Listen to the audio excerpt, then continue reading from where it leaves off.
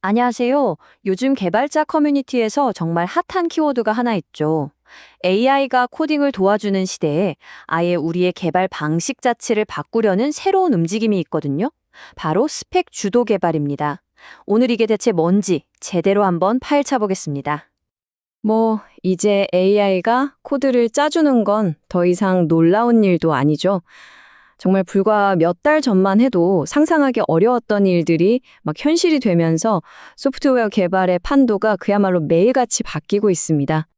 바로 이런 거대한 변화의 한복판에서 최근 개발자들 사이에서 점점 더 자주 들려오는 새로운 키워드가 하나 등장했습니다. 네, 바로 스펙 주도 개발, 줄여서 SDD라고도 하는데요. 이게 대체 뭐길래 이렇게 주목을 받는 건지 지금부터 같이 한번 알아보시죠. 자, 가장 기본적인 정의부터 시작해 볼게요. 스펙 주도 개발 SDD는요, 아주 간단하게 말하면 코딩보다 스펙 먼저 이거예요. 일단 코딩부터 시작하는 게 아니라 스펙이라는 명세서를 먼저 작성하는 방식이죠.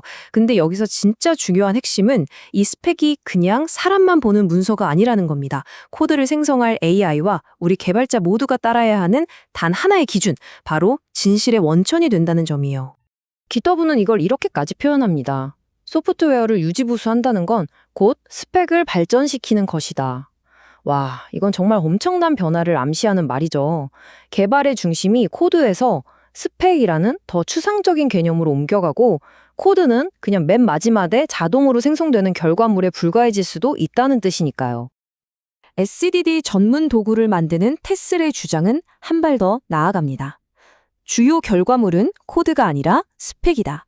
와, 이건 단순히 일하는 순서가 바뀐다는 차원이 아니죠.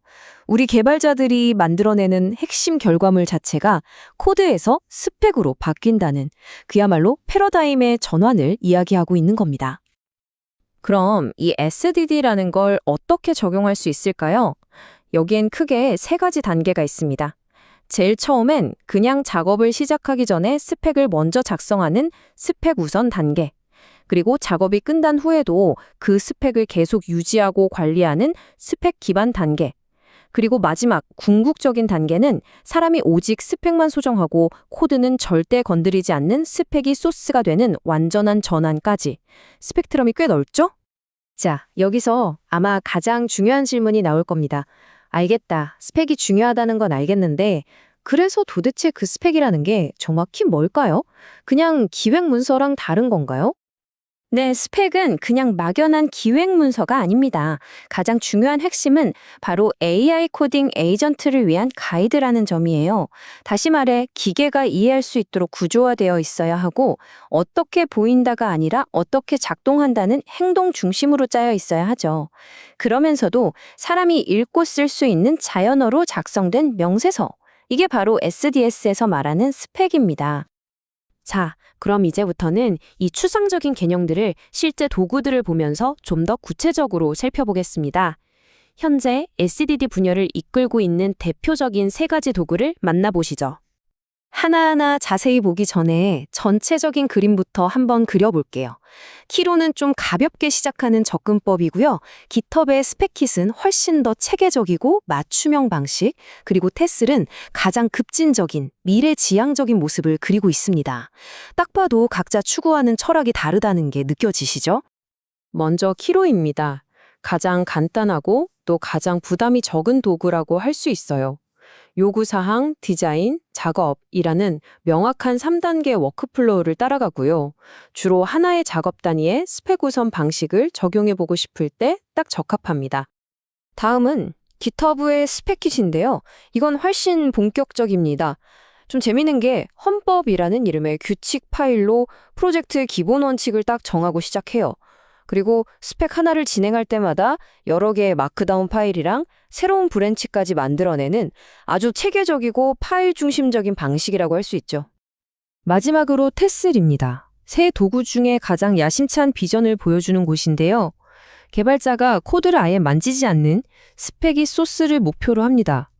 심지어 생성된 코드 파일 맨 위에 이 파일은 스펙으로부터 생성됐으니 수정 금지라는 주석을 달아놓기도 해요. 아직은 비공개 베타 버전이지만 SDD가 꿈꾸는 미래를 엿볼 수 있는 도구죠. 자, 여기까지가 SDD가 그리는 이상적인 그림이었습니다. 멋있죠? 하지만 이론과 현실은 항상 다르잖아요? 지금부터는 실제 개발 현장의 관점에서 이게 과연 정말 효과가 있을까?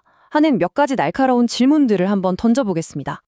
첫 번째 의문입니다. 지금 나와 있는 SDD 도구들이 제공하는 이 정형화된 워크플로우, 과연 이게 모든 종류와 크기의 개발 작업에 다 유용할까요? 큰 기능 개발할 때랑 작은 버그 수정할 때랑 똑같은 절차를 밟는 게 맞을까요? 이 비유가 진짜 기가 막히지 않나요? 생각해보세요. 간단한 버그 하나 고치자고 이 모든 복잡한 절차를 다 거쳐야 한다? 이건 뭐 호두 하나를 깨려고 거대한 해머를 휘두르는 격이죠. 완전히 배보다 배꼽이 더 커지는 상황이 벌어질 수 있다는 겁니다. 그리고 이건 정말 핵심적인 사용자 경험에 대한 질문인데요. 아까 스펙킷 같은 경우 수많은 마크다운 파일을 만든다고 했잖아요. 과연 우리 개발자들이 익숙한 코드 대신에 장황하고 반복적으로 쓰인 이 문서들을 리뷰하는 걸 더 좋아할까요? 글쎄요. 그리고 가장 근본적인 질문입니다. 이렇게 중간에 문서와 단계를 잔뜩 추가해서 AI를 통제하려는 시도가 과연 정말 우리에게 더 많은 통제력을 줄까요? 아니면 그냥 일만 더 복잡하게 만드는 건 아닐까요? 현실은 생각보다 녹록지 않습니다. 아무리 스펙을 꼼꼼하게 써줘도 AI는 제멋대로 지시를 무시하기도 하고요. 엉뚱한 코드를 중복해서 만들기도 하고, 심지어는 지시를 너무 고지고대로 따라서 이상한 결과물을 내놓기도 하죠. 결국 이 모든 절차들이 우리에게 통제하고 있다는 착각만 심어주는 건 아니냐라는 날카로운 비판이 나오는 이유입니다. 여기서 아주 흥미로운 지적이 나옵니다. 과거에 비슷한 시도였다가 실패했던 모델 주도 개발, 즉 MDD와 SDD를 비교하는 건데요. MDD는 너무 비효율적이고 경직되어 있어서 결국 사라졌거든요. 그런데 SDD가 어쩌면 이 MDD의 단점은 그대로 가져오면서 거기에 AI 모델 특유의 예측 불가능성이라는 최악의 단점까지 합쳐놓은 결과물이 될 수도 있다는 정말 뼈아픈 경고입니다. 현재 SDD 도구들에 대한 핵심 비판을 이 독일어 단어 하나가 완벽하게 요약해줍니다. 페어슐림 베서롱, 뭔가 더 좋게 만들어 보려고 한 시도가 오히려 상황을 더 복잡하고 악화시키는 결과를 낳을 때 쓰는 말이라고 해요.